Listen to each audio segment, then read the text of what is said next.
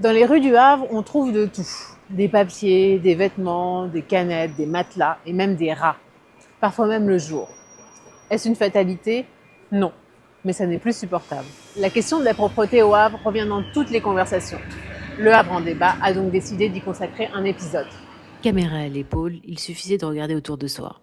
Rien de spectaculaire, des trottoirs envahis de mauvaises herbes, des canapés abandonnés, des papiers qui volent, des sacs éventrés et dès l'automne des tas de feuilles non ramassées. Un habitant nous a dit « c'est plus ce que c'était ».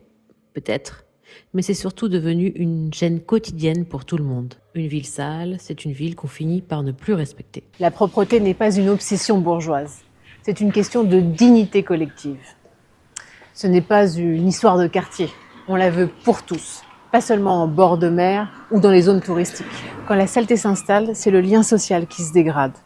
Les incivilités augmentent, les habitants baissent les bras et la ville devient invivable. C'est au bois de Bléville qu'un drame nous a rappelé toute l'ampleur du problème.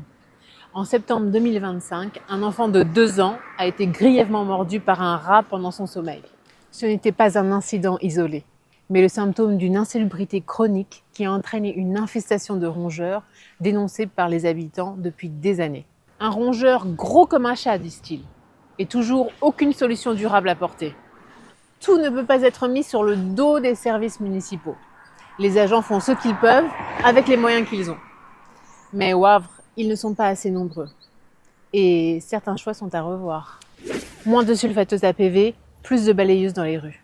Quant à l'incivisme, il ne se réglera pas avec des discours. Il faut rendre le bon comportement plus facile que le mauvais. Pendant que la mairie dépense des fortunes pour vanter une image lisse et balnéaire du Havre dans le métro parisien, les habitants, eux, vivent une toute autre réalité. L'image qu'on vend aux touristes n'est pas celle qu'on voit au quotidien. Ce décalage est devenu insupportable pour beaucoup.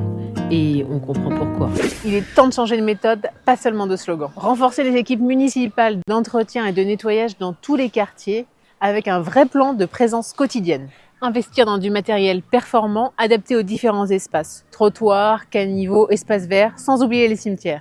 Multiplier les points de collecte. Plus de poubelles dans les lieux fréquentés et des locaux à poubelles collectifs dans tous les quartiers pour les gros cartons et les déchets inhabituels. Créer un jour fixe par mois pour les encombrants dans chaque quartier sans avoir besoin de prendre rendez-vous. Cela permet aux habitants de mettre dehors ce dont ils veulent se débarrasser, mais aussi aux chineurs de récupérer ce qui peut encore servir. Organiser des collectes de vêtements directement dans les halls d'immeubles plusieurs fois par an. Déployer une campagne de sensibilisation continue, notamment en milieu scolaire, dans les médias locaux et via l'affichage. Simplifier les signalements grâce à une appli avec un suivi visible des demandes. Bref, la propreté ne se décrète pas, elle s'organise. Une ville propre, c'est une ville qu'on respecte. Et si aujourd'hui, Le Havre est devenu sale, c'est bien parce que la mairie ne donne plus l'exemple. Avec Le Havre en débat en mars 2026, les Havrais auront l'occasion de remettre de l'ordre.